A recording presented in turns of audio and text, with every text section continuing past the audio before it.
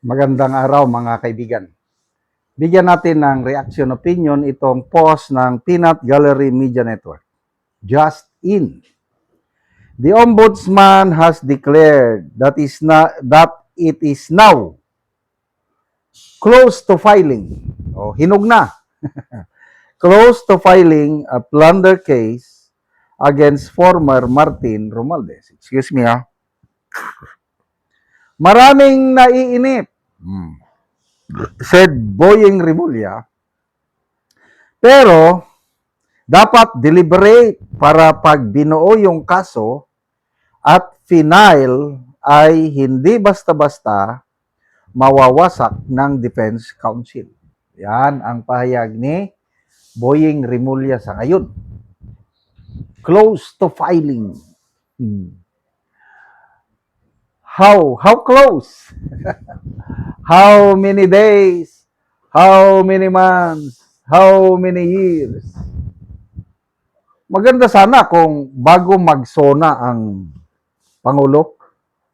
Kailan ba ang sona ng Pangulo? July 27 ba? May nabasa akong post kanina eh. Ang Pangulo daw, sinusulat pa niya, he's still writing yung sona. Kaya kung close to filing, ano ngayon? 17? So, 10 days more. Wow! Maganda yan. Pag bago magsona, na isampa na sa Sandigan Bayan, may pagmamalaki ang Pangulo. Pwedeng palakpakan. Kaya lang, wala na. Parang ayoko nang pumalakpak. Kasi, when was that? 3 months ago o 4 months ago ba? Yung bang si Martin Romualdez, nag-apply siya ng authority to travel abroad. I think papuntang Singapore. Pumayag ang Congress, House of Representatives. Biyabiyahe na sana. Magpagamot daw. Biglang sumingit si Ombudsman Boyeng Rimulya. Hindi pwede. So nasunod ang makapangyarihan talaga ang ombudsman eh. Hindi. Tapos nag-request siya sa korte ng pre-departure hold order. Ang isinasay doon is naghahanda na sila ng kasong isasampa kay Romualdez. Yung matandaan ko is plunder, bribery, indirect bribery o direct bribery, malversation at saka graft in corruption. 5 yung matatandaanan ko na na-cite doon sa request ng pre-departure hold order, inaprubahan naman ng Sandigan Bayan. Kaya, hindi basta-basta makaalis sa bansa si Romualdez. Tapos sinabayan, sa Court of Appeals, may lumabas din na freeze order. Ilang days ba lang? Parang 20 days lang ata eh. O 60 days. Sandali lang yung freeze order, lahat ng mga accounts niya. Pumayag ang Court of Appeals na i-freeze. So, pasabog na balita, ako personally, natuwa ako na at last, parang tinututuhanan na ng Marcos Jr. administration na kakasuhan si Romualdez. Kaya napalakpak ako. Ito na. Salamat. 3 months had passed. Wala man. Ngayon, close to filing, parang Joel Villanueva din at saka Chis Escudero. Ina-announce na ni Boyeng na malapit na. Hinog na. In 2 weeks, sabi niya ata, May 26, 2 weeks. Sasampa. Mamaya, binawi, hindi pa. So ano itong close to filing na ito? Wala na, hindi ako naniniwala. Kanya-kanyang perception. Tingin ko, hindi seryoso ang ombudsman, opinion ko lang ito, I might be wrong. Hindi seryoso ang Marcos Jr. administration, ang ombudsman na sampahan si Romualdez. Ayun nga si DPWH, ex-DPWH Secretary Bunuan. Kung para sa akin, considered big fish sana yan. Nakakulong na o napakulong na kasi may warrant of arrest non-bailable. Kaya lang, ginawa na namang state witness. Ano ba yan? Na kung matutuloy na maging state witness siya, para bang ang mangyayari, parang si Bunuan ang magdidiin kay Romualdez. Wala. Hindi ako maniwala.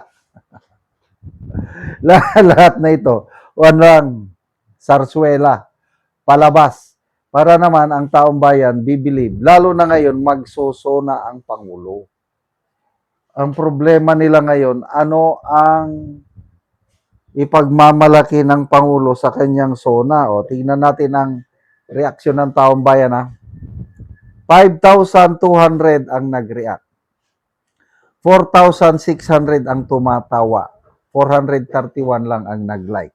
So, halos 90% hindi naniniwala itong mga pahayag ni Boying Rimulya na ito.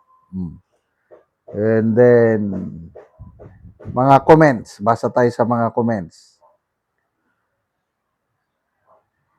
Romel Luarca, let me guess, before SONA 2026? Yun nabanggit ko. Mary Divi, natakot si BBM kay Martin Luther King? Sunrise, strategy ba yan? Script? Budol Pamor, Boying? Dog show lang yan. O, tingnan nyo. Wag na, baka manaabala ka pa. O, mga comments. Hindi naniniwala dito sa mga payag ni Boying Rimulya. Salamat mga kaibigan sa inyong pagsubaybay sa channel nito. Nakakatulong kayo ng malaki sa tribong Talandig ng Bukidnon dahil ang sweldo natin sa channel na ito is pantulong po sa tribo. Namimigay tayo ng libreng yero at pako para makapagpatayo naman sila ng mas maayos na tirahan. Panoorin nyo ang video na ito. Una ni ang ihatag namo nga yero o mga gamit sa panimalay sa among tabangan. So muna ni ang among itabang nga mga yero o uban pa.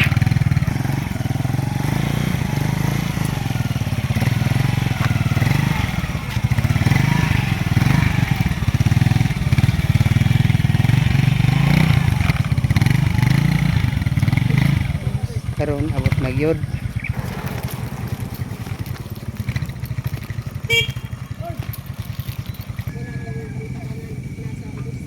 So muna ni si Angkol ang tabangan. So makabalay na gyud ni sila karon. Linsin, lansang, yero. So kompleto among gihatag sa iya.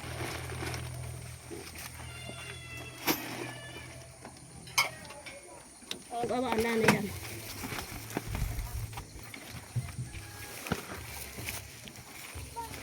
Ada oh. Nama bikin dia.